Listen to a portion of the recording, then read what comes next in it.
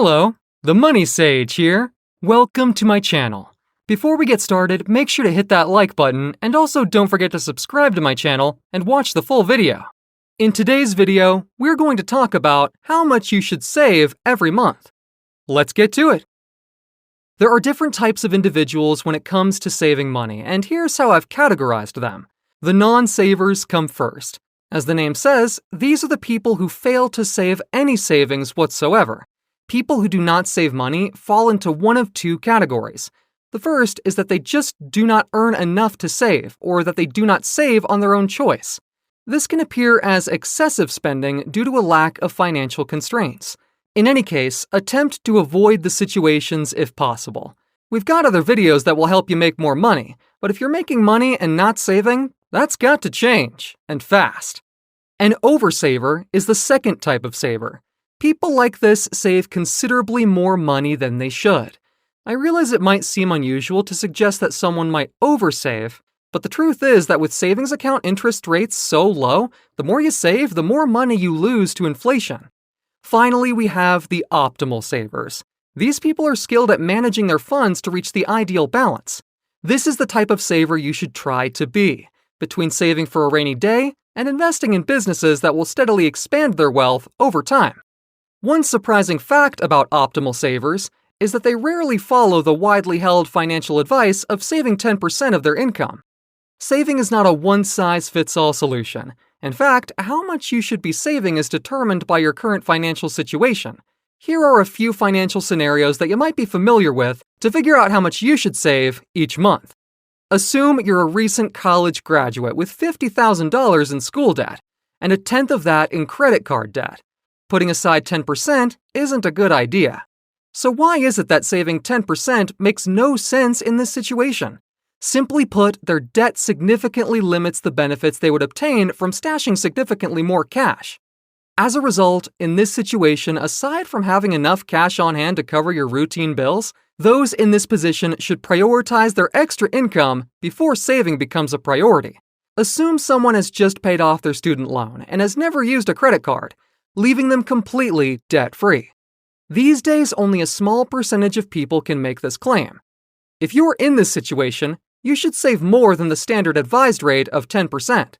Why is this the case? This is the first time you've had the opportunity to watch your bank account grow. Your main financial objective right now is to ensure that you have a well-stocked emergency fund. Even though the general idea is to keep 3 to 6 months' worth of living expenses on hand in your emergency fund, it is recommended that people save a year's worth of cash for unexpected financial disasters. It is advised that you increase your savings efforts as much as possible so that you can begin to enjoy the peace of mind that comes with possessing enough money. Millions of people are still attempting to escape the clutches of school and consumer debt. But fortunately, others are entering debt-free lives, or at the very least, only needing to fulfill their mortgage demands on a monthly basis.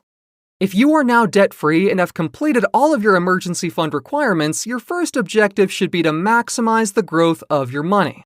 How will we accomplish this? It is recommended that you invest as well as take the same stance as those who are heavily in debt, and keep your savings to a minimum. This may seem unusual, but without investing, your chances of financial success are limited to none. Relying on savings rather than investing to generate wealth over time could be a mistake, and here's how. Let's imagine you have $10,000 in disposable income every year, and you have two options: save it or invest it. If you decide to save that money for 40 years, you will have $400,000. If you choose to invest, $10,000 invested annually for 40 years would result in $1.2 million, assuming a conservative 5% rate of return. You're probably thinking about something right now. Your first instinct is that you'd like to end up with more than $1 million in 40 years, but you know that investing $10,000 each year is currently out of reach. Alternatively, you may view $1 million as a far cry from the actual amount of money required to retire in 4 decades. Investment in this context is not in traditional assets such as stocks or real estate, but rather in oneself. Traditional assets, which we're all encouraged to invest in, are excellent and should be part of our wealth-building strategy. There is no bigger investment than one's own. Self-investment provides the best chances for income growth. As you can see, Investing $10,000 each year yields mediocre financial outcomes. However, if you want to see your wealth develop faster, you must contribute more money. And how do you contribute more money? Simple. You need to earn extra money right now. When it comes to making more money, the ideal form of self-investment is learning a monetizable skill, which is a skill in high demand on the open market that can be used to earn $10,000 or more per month. Copywriting, programming, and financial consulting are a few examples. The trick here is to make sure that whatever ability you focus on in your self-investment is in high demand. If your talent isn't in high demand, you'll have to learn something new. You don't have to break the bank to do this. Through proper mentorship or even YouTube tutorials, you can gradually develop a monetizable skill that you can utilize to supplement your income, allowing you to invest larger sums of money every month. To summarize, there is no one-size-fits-all answer to the question of how much money you should save each month. You should save money based on your specific financial goals and situation.